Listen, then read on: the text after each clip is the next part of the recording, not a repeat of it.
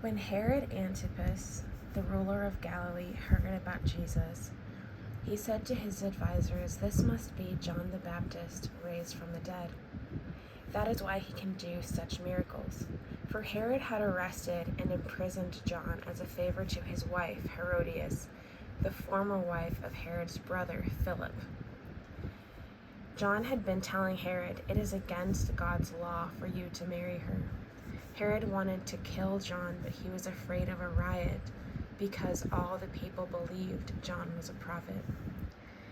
But at a birthday party for Herod, Herodias' daughter performed a dance that greatly pleased him, so he promised with a vow to give her anything she wanted.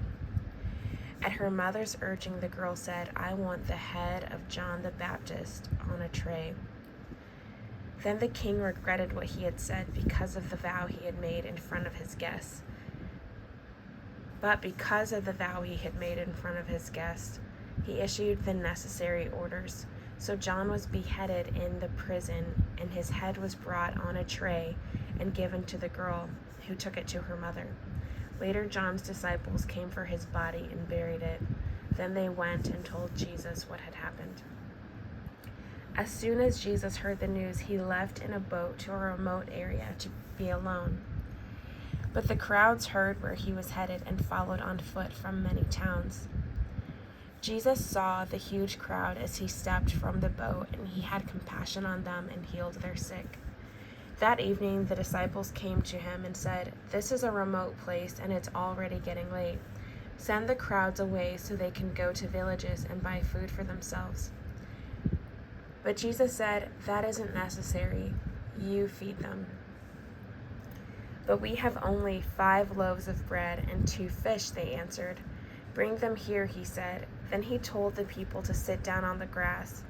Jesus took the 5 loaves and 2 fish, looked up toward heaven, and blessed them. Then, breaking the loaves into pieces, he gave the bread to the disciples, who distributed it to the people. They all ate as much as they wanted, and afterward the disciples picked up 12 baskets of leftovers. About 5,000 men were fed that day, in addition to all the women and children. Immediately after this, Jesus insisted that the disciples get back into the boat and cross to the other side of the lake, while he sent the people home. After sending them home, he went up into the hills by himself to pray. Night fell while he was there alone. Meanwhile, the disciples were in trouble far away from land, for a strong wind had risen, and they were fighting heavy waves. About 3 o'clock in the morning, Jesus came toward them, walking on the water. When the disciples saw him walking on the water, they were terrified. In their fear, they cried out, "It's a ghost!" But Jesus spoke to them at once. "Don't be afraid," he said. "Take courage. I am here." Then Peter called to him, "Lord, if it's really you, tell me to come to you, walking on the water." "Yes, come," Jesus said. So Peter went over the side of the boat and walked on the water toward Jesus. But when he saw the strong wind and waves, he was terrified and began to sink. "Save me, Lord," he shouted. Jesus immediately reached out and grabbed him. "You have so little faith," Jesus said, "so why did you doubt me?"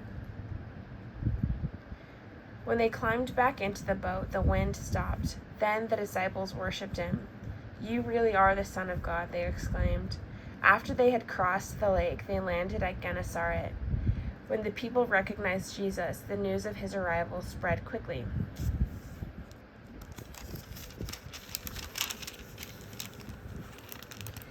Throughout the whole area, and soon people were bringing all their sick to be healed.